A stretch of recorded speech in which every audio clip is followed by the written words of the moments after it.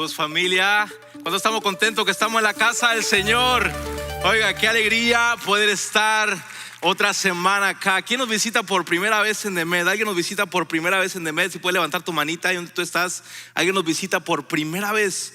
Por primera vez, si puedes levantar tu mano ahí. Wow, todos somos de casa, qué alegría. Bueno, si esta es tu primera, segunda o tercera vez, qué alegría que estás con nosotros. Iglesia, como podías ver, hoy iniciamos una nueva serie titulada Viviendo o Vivir sin Miedo. Y estamos en esta serie, va a durar 2 semanas, así que la próxima semana no te la puedes perder. Y iglesia, ¿cuánto estamos listos para estudiar la palabra del Señor? ¿Estamos listos para estudiar la palabra? ¿Por qué no te pones de pie conmigo y vas al libro de Mateo capítulo 16, Mateo 16, versículo 13 al 18. Vamos a leerlos todos juntos. Mateo 16, versículo 13 al 18. Dice, la palabra de Dios dice: cuando llegó a la región de Cesarea de Filipo, Jesús preguntó a sus discípulos: ¿quién dice la gente que es el Hijo del Hombre? Le respondieron los discípulos: unos dicen que Juan el Bautista, otros que Elías, y otros que Jeremías o uno de los profetas. Jesús les dice: ¿y ustedes quién dicen que soy yo? Preguntó Jesús. Tú eres el Cristo, el Hijo del Dios viviente, afirmó Simón Pedro. Dichoso tú, Simón, hijo de Jonás, le dijo Jesús, porque eso no te lo reveló ningún mortal. Eso no te lo reveló carne, algunas versiones dicen, sino mi Padre que está en el cielo. Yo te digo que tú eres Pedro. Sobre esta piedra edificaré mi iglesia, y las puertas de los dominios o del Hades, de la muerte, no prevalecerán contra ella. Oramos. Padre, gracias por tu palabra, Señor. Tu palabra, Padre, es verdad. Tu palabra, Señor Jesús, nos transforma y nos cambia, Padre. Tu palabra, Señor, es viva y eficaz, Señor Jesús, para edificar, para enseñar, para instruir, Padre Santo, para llevarnos, Padre Santo, Señor, a ser, Padre, esas personas perfectas delante de ti. No, Padre Santo, porque no tengamos fallas, sino porque tú vives dentro de nosotros, Padre. Gracias, Señor, por tu palabra. Ayúdame a predicarla con fidelidad, Señor, no agregándole ni quitándole, Padre, en el nombre de Cristo Jesús. Amén y amén. Puedes sentarte, iglesia. Dile que tiene a tu lado, dile: estoy listo. Dile que tiene a tu lado, dile: estoy listo.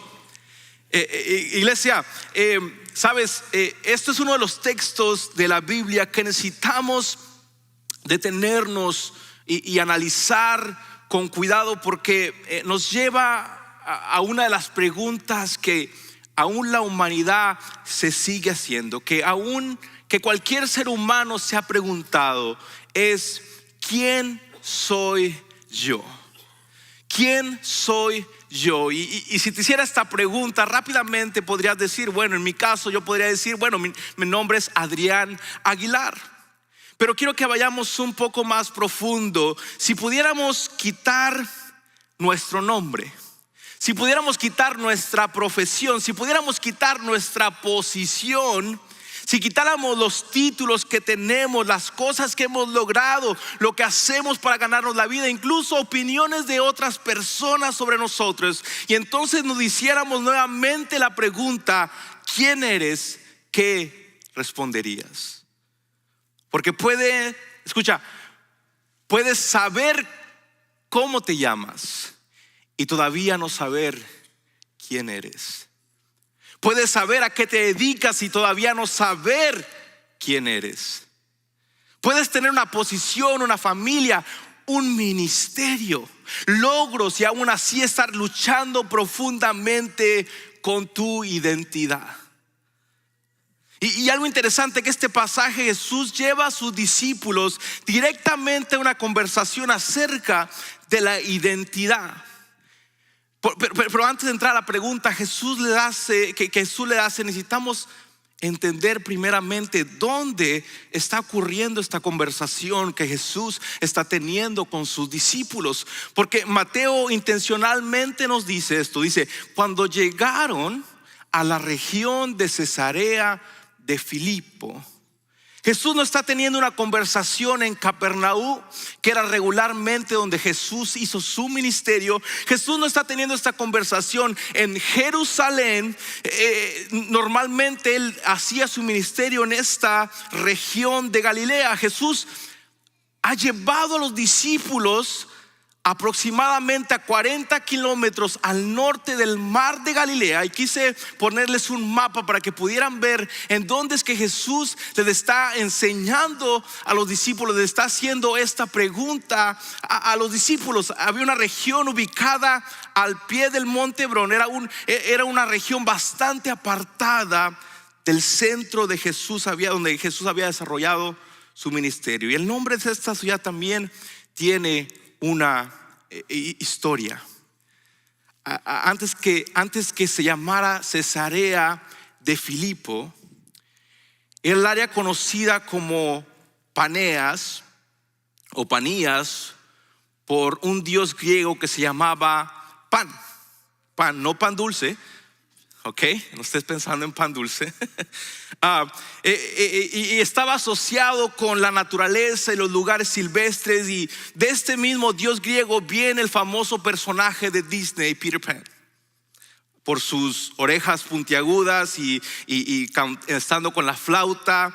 Y además los griegos creían que este dios hacía un ruido que causaba temor, y de ahí viene la palabra que tú y yo conocemos como panic o pánico.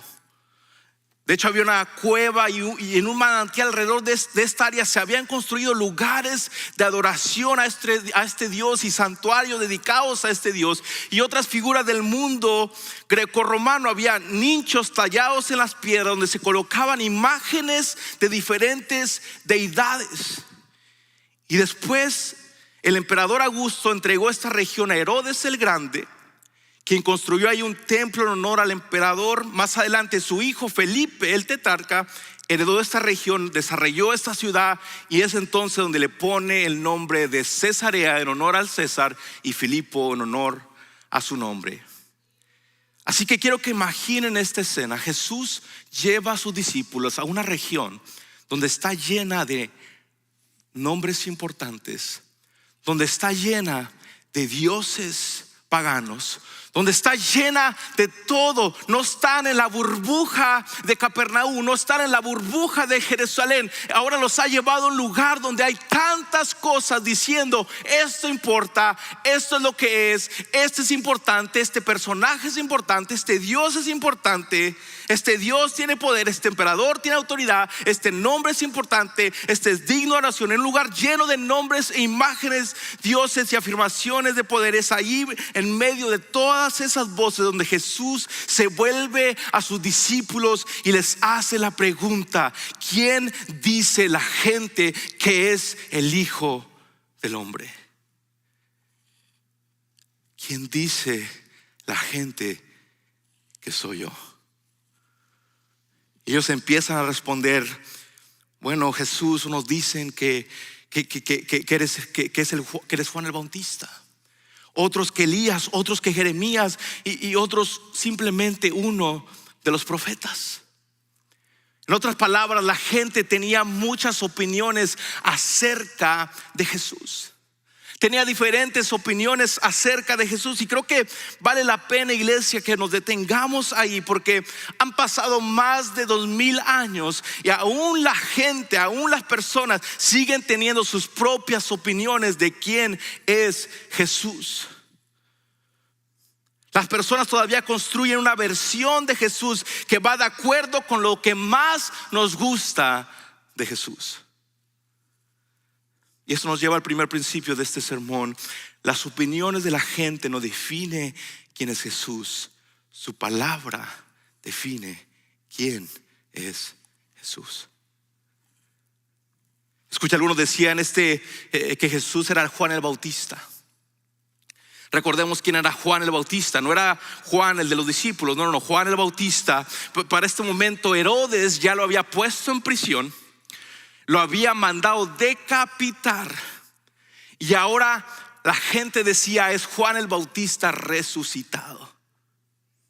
¿Por qué? Pero una de las cosas que vemos que la determinación del Juan el Bautista, algo que gente le impresionaba de él, era la forma con la valentía con que decía las cosas, la valentía con que enfrentaba a los fariseos y a los religiosos, tanto al punto de enfrentar al mismo gobernante diciéndole: hey, no es lícito tener a la mujer de tu hermano. Escucha, en ese tiempo una persona común en ese tiempo desafiar a la más máxima autoridad, decirle: hey, no te es lícito eso. Vemos que Juan el Bautista era ese valentía de compartir, de hablar. No tenía miedo. Era un hombre que decía la verdad aunque le costara su vida. El mismo Jesús dijo esto de Juan. Dijo: Juan no hizo ninguna señal milagrosa. Juan no hizo milagros. Juan hablaba con autoridad. Pero sí fue conocido por su mensaje, su carácter, su valentía, por llamar a las personas al arrepentimiento. Y quizás por eso algunos miraban a Jesús y decían: este tiene que ser Juan el Bautista. Porque veían a Jesús confrontar a los fariseos, veían a Jesús voltear las mesas, veían a Jesús enfrentar y decían: este tiene que ser Juan el Bautista. El Jesús que confronta. Escucha, iglesia, muchas veces nos gusta ese Jesús, el Jesús que confronta. A veces cuando yo digo algo duro, de repente escucho algunas voces y: sí, pastor, predique fuerte, predique duro, dígale. A algunos nos gusta ese Jesús que confronta, que enfrenta. Escucha, pero otros decían: no es Juan el Bautista, este es Elías. ¿Y quién era Elías? Él era conocido como un profeta a través del cual Dios hizo cosas extraordinarias. En su vida vemos fuego descender del cielo, vemos milagros, vemos que Elías puso con su manto sobre el Jordán y el Jordán se abrió. Vimos a Elías moverse bajo el poder de Dios con muchos milagros. En Segunda de Reyes 2 nos dice que fue llevado en medio de un torbellino mientras apareció un carro de fuego. Ni tan siquiera experimentó una muerte normal. Así que algunos miraban a Jesús y decían: wow, los milagros, los demonios son expulsados, la gente se levanta, los milagros que suceden, el agua se convierte en vino. Y decían: este tiene que ser Elías.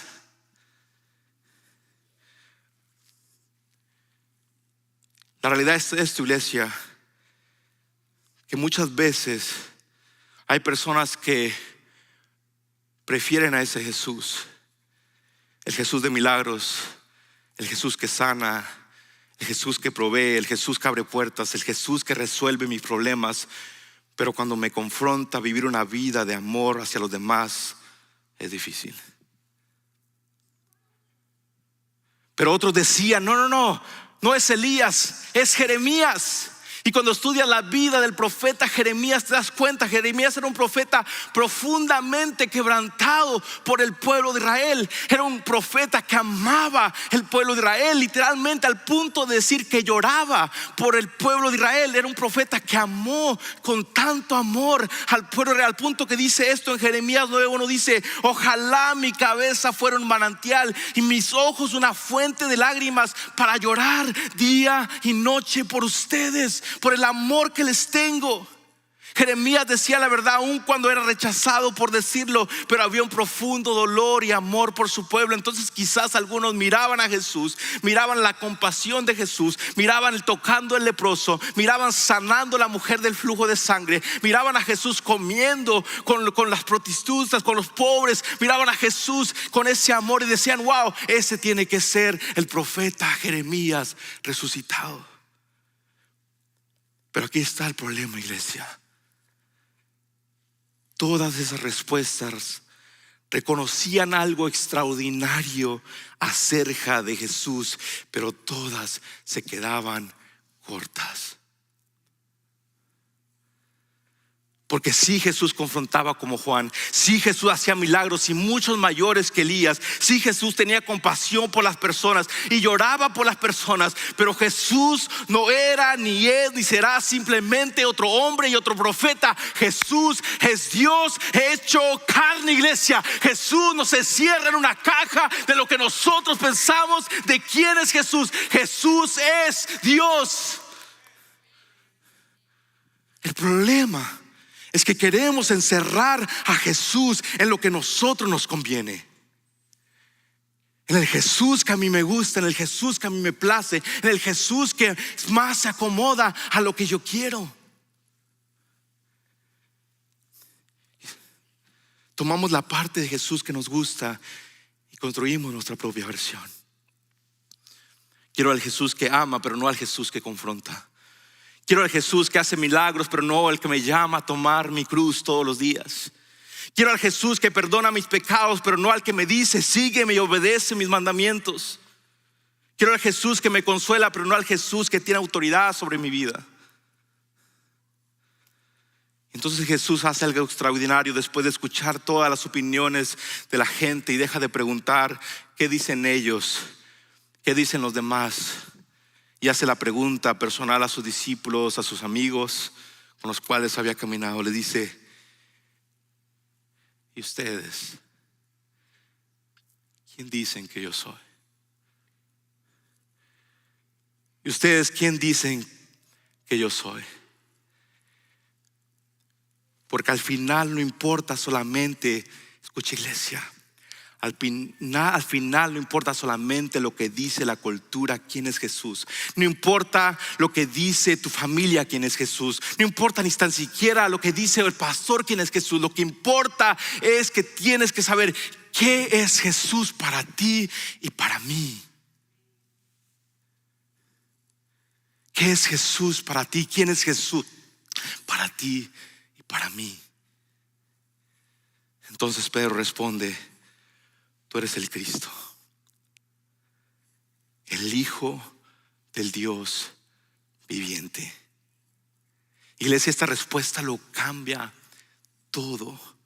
Porque Pedro entendió algo que las demás respuestas no habían podido entender. Algo que Juan el Bautista, algo que Elías, algo que Jeremías, algo que uno de los otros profetas no habían podido entender. Todos estaban tratando de poner a Jesús en una categoría que ellos ya conocían. Pero Pedro responde, rompe con todas las categorías. Pedro básicamente dice: tú no eres uno más, tú eres el Cristo. Tú eres el Cristo. Y quiero que entiendas, iglesia, qué significa esta palabra. La palabra que Mateo utiliza es el griego Christos, que significa ungido, el ungido. En hebreo el Mesías, que también tenía el mismo significado, el ungido. Así que Pedro está diciendo: tú eres el Cristo, tú eres el ungido, tú eres el que los profetas escribieron que un día iba a venir y que un día iba a resucitar y que un día vuelve por su iglesia. Tú eres el Cristo, el mismo, el que es y el que será por los siglos de los siglos. Tú eres el Cristo. Tú eres el Mesías. Tú eres el que en Génesis capítulo 3 versículo 15 dice que un día su simiente, la simiente de la mujer, saldría uno que aplastaría la cabeza del enemigo. Iglesia, ese es el Cristo que un día en la cruz iba a defender, iba a destruir el pecado que tú y yo estábamos destinados. Esa es la confesión de Pedro. Tú eres el Cristo, el Hijo del Dios viviente. Y recuerda dónde está diciendo esta conversación. Recuerda dónde esta conversación está sucediendo: en Cesarea de Filipo, donde todos dicen: el César es el grande, Felipe el tetrarca es el grande, el Dios Pan es el grande. Donde todos estaban diciendo: estos son. Jesús dice: no, tú eres el Hijo del Dios viviente, tú eres el Cristo. Me encanta esa palabra, Dios viviente, porque dice: en medio de todos estos dioses que no pueden escuchar y hablar, tú eres el Dios vivo que nos escucha y que nos sigue escuchando. Ese es el Cristo que adoramos, iglesia. No un Cristo que solamente está aquí los domingos, un Cristo que está con nosotros todos los días de nuestra vida, en todo tiempo, y nos escucha. Entonces Jesús le responde algo increíble, le dice: dichoso tú, Simón, hijo de Jonás, le dijo Jesús, porque eso no te lo reveló ningún mortal, sino mi Padre que está en el cielo. Escucha, principio número 2. Solo una revelación de Dios puede llevarte a conocer verdaderamente quién es Jesús. En otras palabras, Jesús le dice: Pedro, llegaste a la respuesta correcta. Pero después básicamente le dice: pero no llegaste ahí por ti mismo, no llegaste ahí tú solo. Me encanta eso, porque si yo hubiera estado ahí, hubiera dicho, y yo hubiera sido Pedro, hubiera dicho: oh, wow, escucharon discípulos, yo dije la respuesta correcta. Juan, Santiago, ¿escuchaste? Yo soy el que dice la respuesta correcta. Pero Jesús inmediatamente le dice: no, Pedro, eso no fue por tu sabiduría, no fue por tu conocimiento, fue porque el Padre te lo reveló. Iglesia, no estamos aquí parados. Iglesia, no hacemos lo que hacemos porque somos mejores. Somos así porque alguien nos destinó para ser de Él, iglesia, y por Él es que estamos acá. Es por Él, iglesia, no por lo que nosotros podamos hacer. Es por Él. Pero no simplemente había aprendido un dato nuevo acerca de Jesús. Dios le había abierto los ojos para reconocer quién estaba parado frente a Él.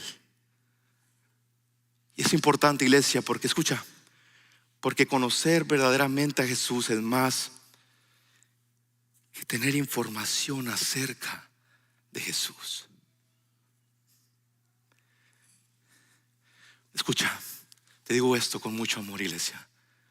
Puedes saber versículos acerca de Jesús, puedes crecer en la iglesia, puedes conocer las historias, puedes saber que nació en Belén, que hizo milagros, que murió en una cruz y que resucitó, y aún así Jesús puede ser solamente información para ti.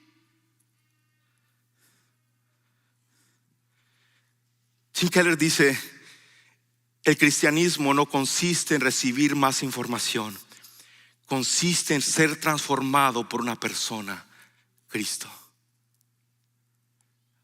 Escucha, no se trata de información, no se trata de que sepas de Jesús, se trata de que dejes que Jesús entre a tu corazón y te transforme.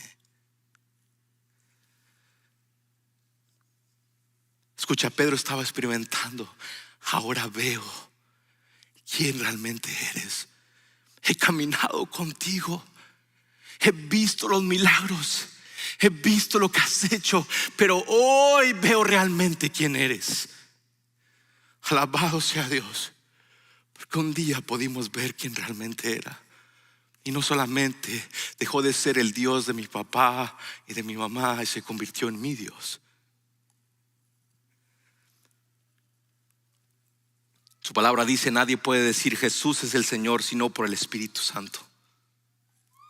Es lo mismo que Job dijo después de que pasó por todas y que el Señor tuvo un encuentro con él. Él dice: de oídas te conocía, pero ahora mis ojos te ven.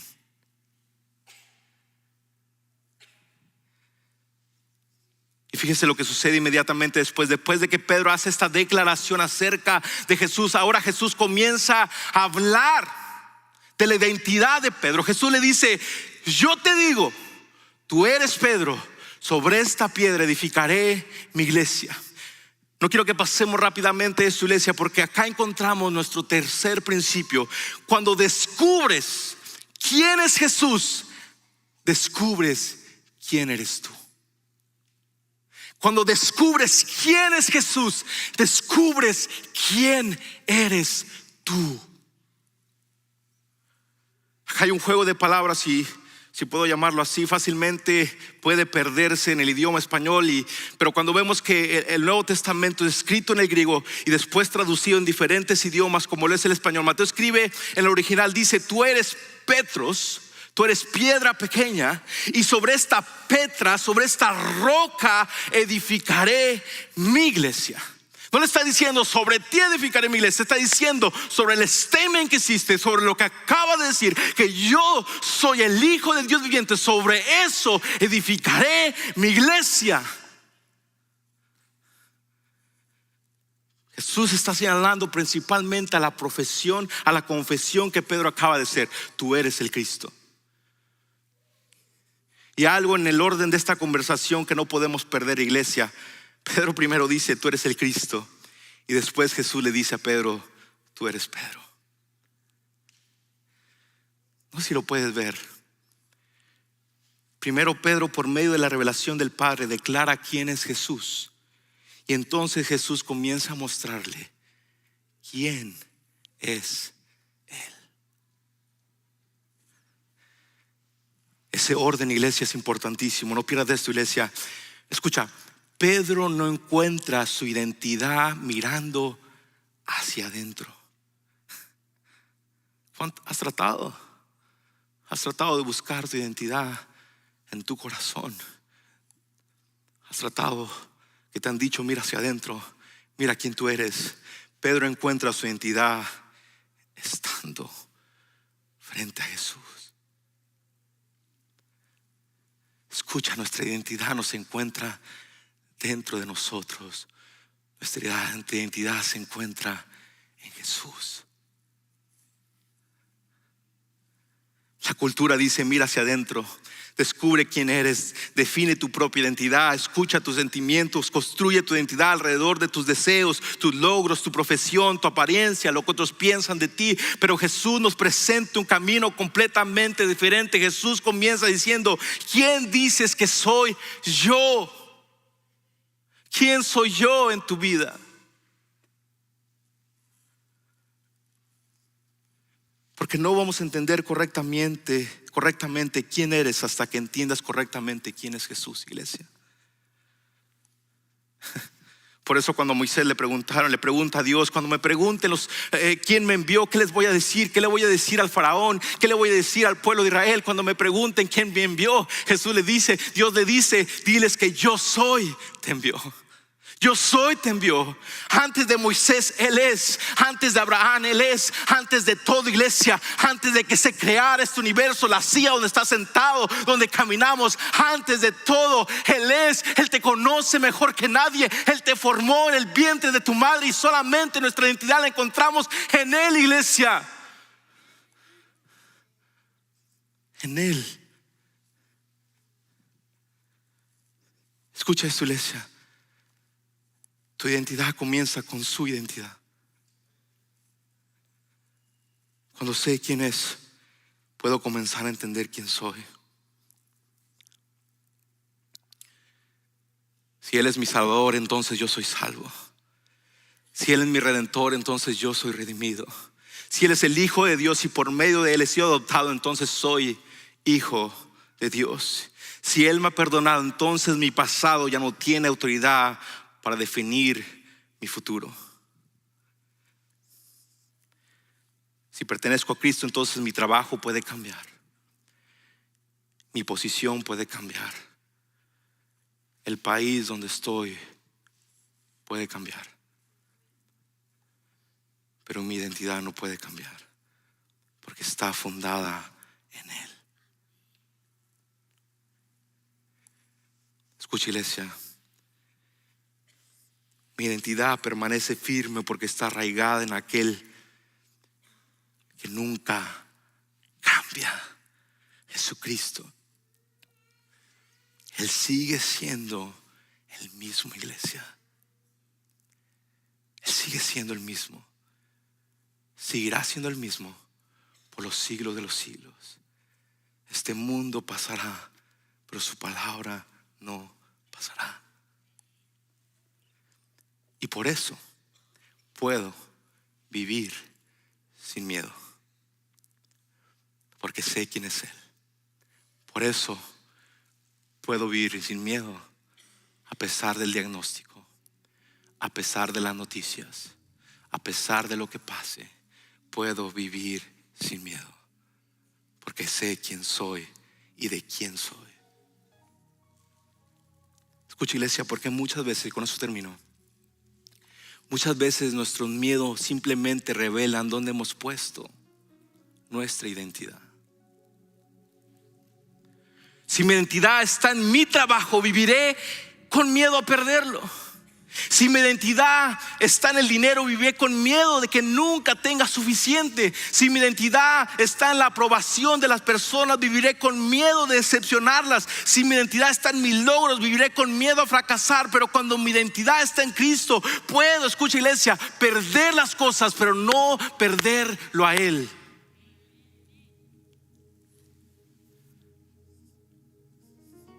Escucha, antes de vivir sin miedo, necesitas saber quién eres. Necesitas saber quién eres. ¿Quién eres? Y para saber quién eres, necesitas saber primeramente quién es Jesús. No hay otro lado. No hay otra forma. Escucha, puedes hacer todos los métodos que quieras. Puedes tomar toda la terapia que quieras. Y no estoy en contra de las terapias. Gloria a Dios por la ciencia, por todo lo que tenemos. Pero escucha, nuestra verdadera identidad la encontramos en Jesús. Escucha, y ahí es donde entra el poder del Evangelio. Porque seamos honestos, vivimos en un mundo lleno de miedo.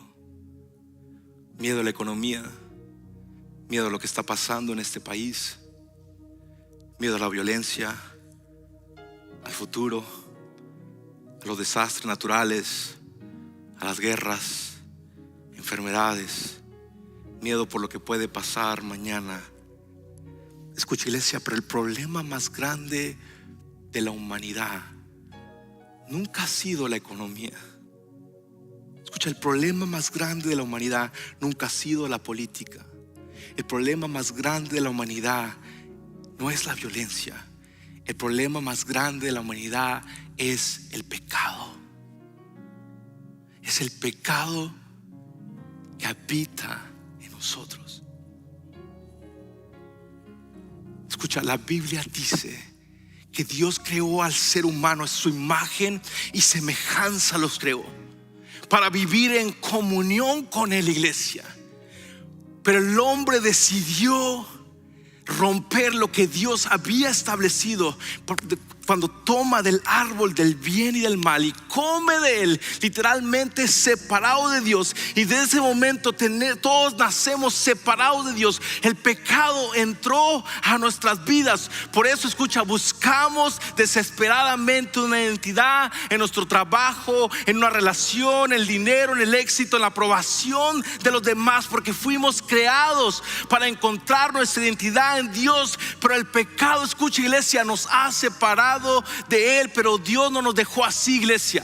Dios no nos dejó así. La Biblia dice: porque tanto amó Dios al mundo que envió a su único Hijo. Jesús vino, nació de una virgen, no nació como tú y yo, nació de una virgen, vivió una vida perfecta que tú y yo nunca podíamos vivir. Nunca pecó. Después fue golpeado, latigado, colgado en una cruz. Murió no por sus pecados, murió por tus pecados y mis pecados, por los tuyos y por los míos. Ahí cargó su culpa, nuestra vergüenza, nuestro pecado, nuestra condenación. Pero al tercer día, iglesia, resucitó, y con su resurrección venció el pecado, venció la muerte, venció la vergüenza. ¿Sabes, iglesia? Eso, iglesia, es el evangelio que necesitamos. Ese es el evangelio que sigue transformando vidas. Ese es el evangelio que nos da identidad una y otra vez, iglesia. Ese es el evangelio que es más que suficiente, iglesia. Ese es el evangelio que nos sigue dando identidad. Ese es el evangelio que tú y yo hemos creído.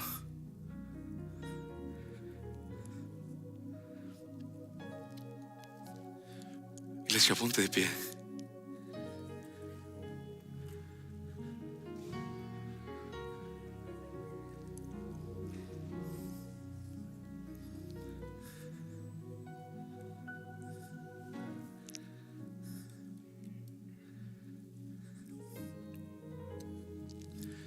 Escucha,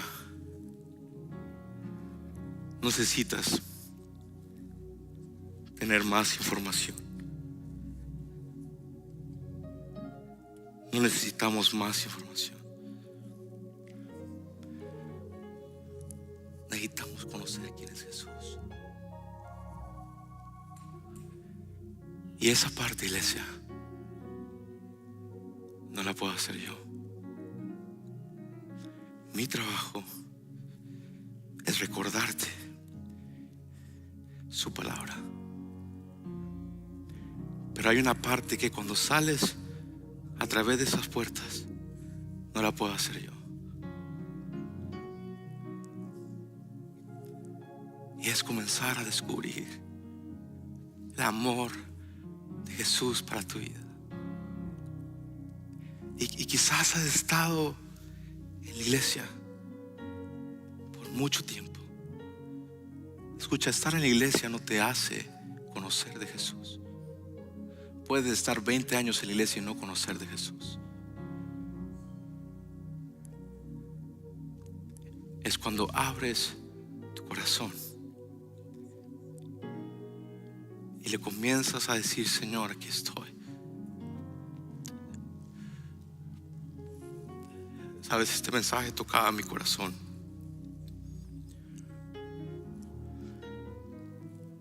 porque muchas veces vivimos así. Pero el Señor quiere tener un encuentro contigo. Quiero que cierres tus ojos de donde tú estás. Quiero que seas sincero con Él. Quiero que seas sincero con Él. Y que le digas: Señor, aquí estoy, quiero conocerte. Quiero que mis ojos ahora te vean, Señor. Quiero conocer tu amor más profundamente. Y si tú has estado en la iglesia pero nunca has aceptado al Señor en tu corazón, realmente en tu corazón, quiero que hagas esta oración de lo profundo de tu corazón. Iglesia, ayúdame, dile: Señor Jesús, creo que eres el Hijo del Dios viviente. Creo que viniste a la tierra a morir por mis pecados. Hoy me arrepiento de ellos. Señor, te acepto como mi único y suficiente Salvador. Y dame la seguridad de que soy tuyo. En el nombre de Jesús. Si tú hiciste esa oración por primera vez de todo corazón, levanta tu mano ahí donde tú estás. Si tú lo hiciste de todo corazón por primera vez y aceptado al Señor en tu corazón, levanta tu mano ahí donde tú estás. Queremos orar por ti. Iglesia, déjame orar por ti. Padre, gracias por tu iglesia, Señor. Gracias por tu iglesia, Padre. Señor, porque podemos saber quién eres tú. Podemos vivir sin miedo, Padre. Señor, gracias por tu iglesia, Padre. Es tu iglesia, Padre, no es mi iglesia, Padre. Es tuya, Señor Jesús. Tú la levantas, tú la fortaleces, Padre. Señor Jesús, te pido que los guíes. Y que, Padre Santo, donde esta semana, Padre, momentos, Padre Santo, contigo pasen, Señor. Y que podamos, Padre Santo, conocerte realmente quién eres, Padre, para poder saber quiénes somos nosotros. Gracias por tu iglesia. En el nombre de Cristo Jesús. La bendición del Padre, del Hijo, el Espíritu Santo esté con ustedes, iglesia. Nos vemos la próxima semana. Dios te bendiga. Abraza a alguien, iglesia. Los amo. Nos vemos